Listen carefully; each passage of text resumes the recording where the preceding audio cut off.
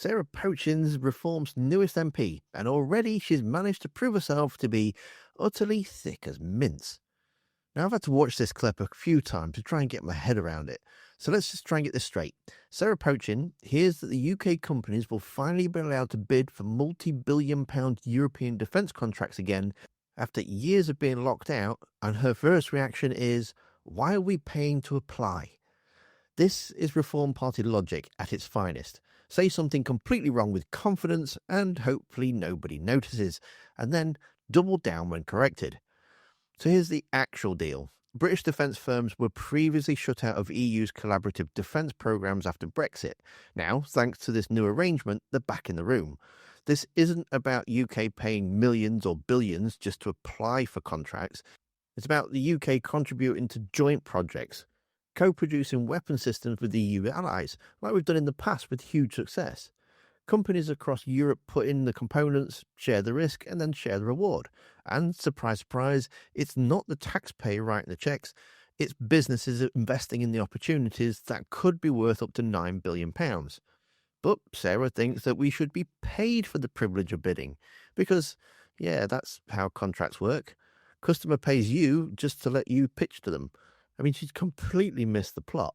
So then you got Barry Gardiner, who calmly explains that this is about joint manufacturing and getting British firms back into an £8 billion fund where they're crying out to rejoin. Yet, as you'll see, that none of this seems to register with Sarah, maybe because it makes sense, and that's not exactly Reform's party core value.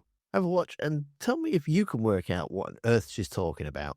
Another aspect that'll get people talking is defence, and this whole access to this rearmament fund. Yes. Where are you on this? I mean, I've got to say, we don't even know the costs of a lot of this stuff. All of that detail, of course, will come out in due course. Look, I just don't understand what part of this deal is good for us. Our defence industry is leading in the world in terms of its technology and its ability to create weapons at the end of the day. Why are we having to pay millions, if not billions, to have access to bid for contracts? We're not talking about being, having any favourable treatment. We're just talking about having access to bid for contracts, for arms contracts. Now, the fact is, we are leading the way, so surely people should be paying us to be bidding for our contracts. Why are we giving in? This is no deal. This is another example of trying to fool the UK public. The UK public are not stupid. They know that we have some of the best arms productions in the world. Why are we paying to even have the opportunity to win these deals? Barry? No, I think it's about co-production and what we do. And if you look at some of the best weaponry that we have been part of creating, is when we are corresponding with other countries and manufacturing together. And we will put part of the components in there. They will put part of the components in there, and then we sell it and we get a proportionate share of it. So it's our contribution to what we will be producing together. Which, Barry, will have to pay millions to even get the opportunity to contribute. So that is no deal. Well, I'm sorry, if it means, as Chopper actually said on the programme, that this is worth potentially £9 billion to our defence industries, then it's certainly one that the defence industries themselves, you said, well, look what the fishermen are saying. Let's look at what the defence industries are saying.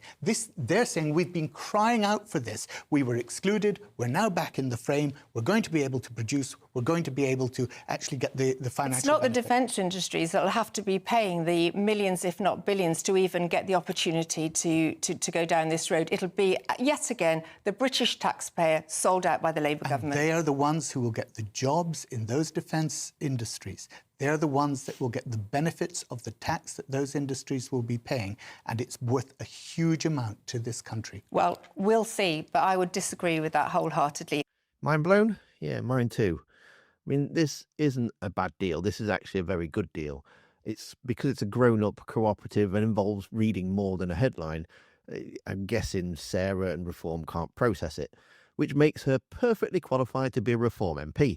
Misunderstand the basics, shout out betrayal, ignore the experts, and make sure you ever say I was wrong. Honestly, with logic like that, she actually might be overqualified. I think she needs to be taking some media advice from Richard Tice, because he can go through an entire interview by saying a lot of words, but not actually saying anything.